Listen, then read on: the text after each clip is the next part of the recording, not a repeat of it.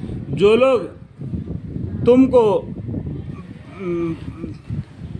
بیٹھتے ہیں، جو لوگ قسم کھا بیٹھتے ہیں کہ اپنے بیویوں کے پاس جانے سے ان کے لیے 4 مہینے تک کا مہلت ہے. دیکھو، جو لوگ اپنے بیویوں کے پاس جانے سے قسم کھا کر بیٹھتے ہیں ان کے لیے 4 مہینے تک کے مہلت ہے. یہ 4 مہینے کے اندر میں دوبارہ ان بیویوں کو تم آزما سکتے ہو.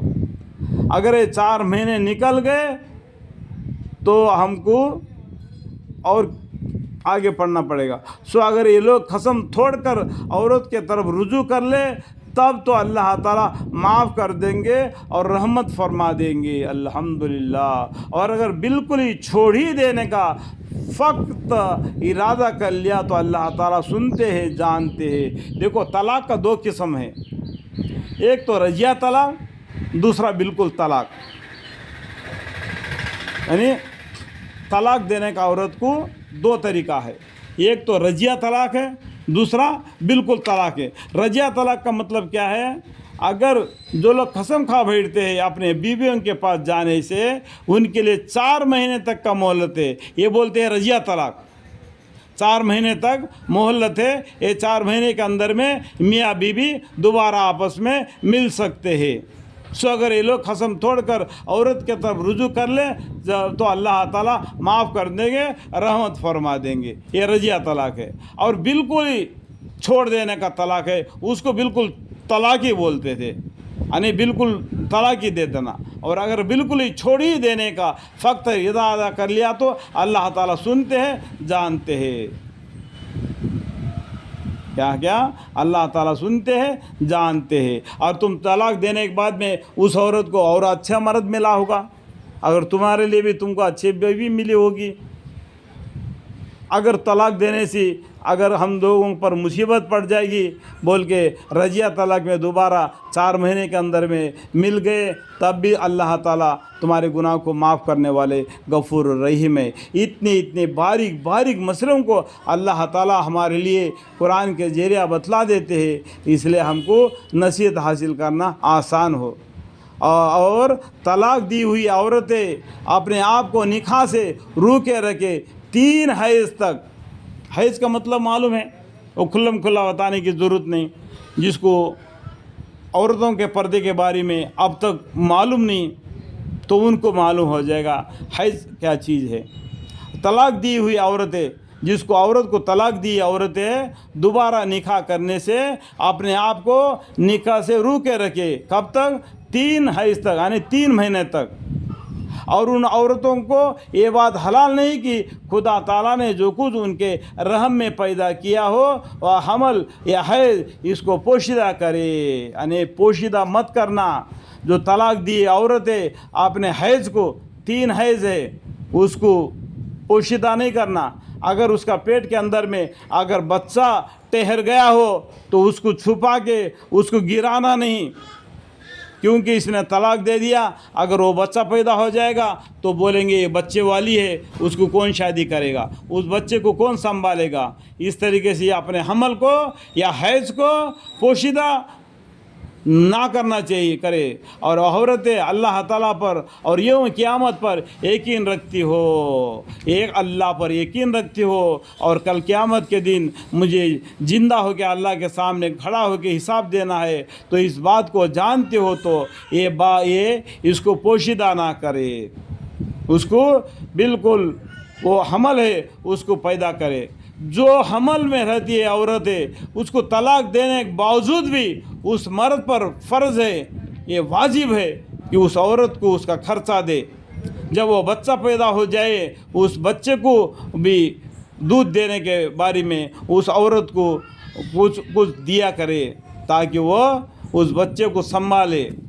عورتوں کو نکاح دینے کے باوجود بھی ان کو کچھ مدد پہنچا دیا کرو، یہ اللہ کا حکم ہے.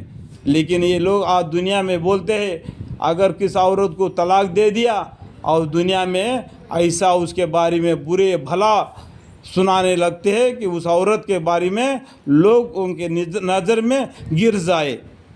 اس طریقے سے باتیں بولتے ہیں. اللہ تعالیٰ کیا بولتے ہیں؟ طلاق دینے کے باوجود بھی اس عورت کو کچھ فائدہ پہنچا دو.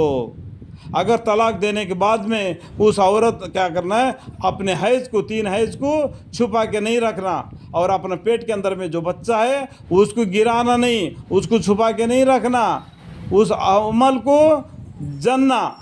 اور اس حمل والی عورت ہوں گے تو اس حمل والی عورت کو اس کا مرد اس کا خرچہ دینا. جب وہ بچہ پیدا ہو گیا تو اس بچے کو خرچہ بھی دے دینا، اور اس کو دودھ پلانے کے وجہ سے. اور کسی انا کو دودھ پلاتی ہے تو اس کا خرچہ اس کو دے دینا. اور ان عورتوں کو یہ بات حلال نہیں کہ خدا تعالیٰ نے جو کچھ ان کے رحم میں پیدا کیا ہو، خواہ وہ حمل یا حیض. دیکھو 2 باتیں بتائے، خواہ وہ حمل یا حیض، اس کو پوشیدہ کرے، یعنی چھپا کے نہیں رکھنا. اگر وہ عورتیں اللہ تعالیٰ پر، یعنی وہ عورتیں ایک اللہ پر ایمان لانے والی ہو اور قیامت کے دن جی اٹھنا ہے، میں اللہ کو حساب دینا ہے، اس طریقے سے یقین رکھتی ہو، اور ان عورتوں کے شوہر ان کے بلا تہجد نکاح پھر لوٹ لینے کا حق رکھتے ہیں.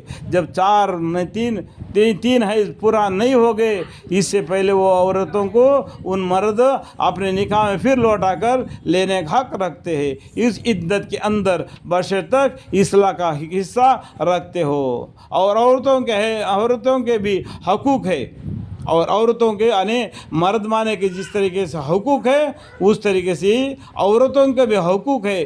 دین اسلام کے اندر عورتوں کو بھی حقوق ہے، جو مشل انہی کے حقوق کے ہے جو ان عورتوں پر ہے. اور قاعدہ شریعہ کے موافق عورتوں پر ہے، قاعدہ شریعہ کے اللہ کے حکم کے موافق. اور مردوں کا ان کے مقابل بھی کچھ درجہ بڑا ہوا ہے، عورتوں سے بڑا کچھ درجہ بڑھ کر ہے. لیکن ہم کلی طور پر دیکھیں گے، ایک جگہ پر مرد کا درجہ عورت سے زیادہ ہے، اور ایک جگہ پر مرد کا درجے سے عورت کا درجہ زیادہ ہے. دیکھو ایک مثال بتا دیتا ہوں. ایک مرد مانا ہوتا ہے، دن بھر محنت مزدوری کر کے پیسہ کما کے گھر میں لاتا ہے، جس سے روزی روٹی اپنے بیوی اپنے بچوں کو ملتی ہے. اس جگہ پر کیا مرد عورت سے مرد مانا بڑھ کر ہے. لیکن جب بچہ پیدا ہوتا ہے اس ٹائم پر مرد مانے سے عورت بڑی ہوئی ہے، کیونکہ یہ بچہ پیدا نہیں کر سکتا. ایک کلی طور پر دیکھا جائے تو اسلام کے اندر میں مرد مانا اور عورت دونوں برابر ہے، کسی کو کمی نہیں کرنا، عورت کو کم نہیں کرنا، مرد مانے کو کم نہیں کرنا. لیکن یہ حجاب ہے، وہ حجاب اللہ کا حکم ہے، حجاب کرنا عورتوں کو. حجاب کہاں تک کرنا؟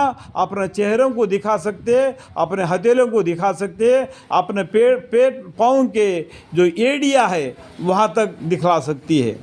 لیکن آج کل آنکھوں کو بھی پردہ ڈال دیتے ہیں، یہ حق سے زیادہ بڑھ کر آگے جاتے ہیں. تو پردہ کے بارے میں بھی وہ لوگ سورہ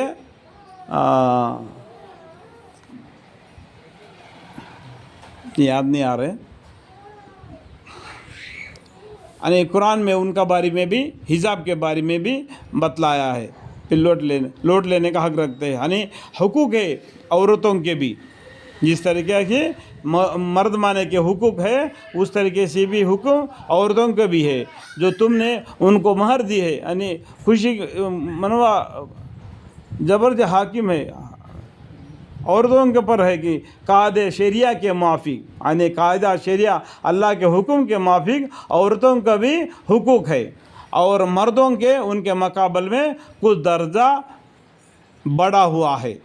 اس کے پر میں نے کچھ باتیں بتلا دیا جو یہاں پر قرآن میں نہیں. اللہ مجھے معاف فرمائے، میں سمجھانے کے طور پر یہ باتیں بتلا دیتا ہوں. کہیں بھی ہو قرآن میں جب تم قرآن کا معنی پڑھتا ہوں، جو باتیں وہاں پر نہیں ہیں، جو لوگ میرے اس یوٹیوب چینل کو دیکھتے ہیں ان کو سمجھ آنے کے لیے میں نے حدیثوں کو ملا دیتا ہوں، اور قرآن کے اگلے باتوں کو بھی اس میں ملا کر بڑھ چڑھ کر بتلا دیتا ہوں تاکہ وہ آیت کو سمجھ سکے.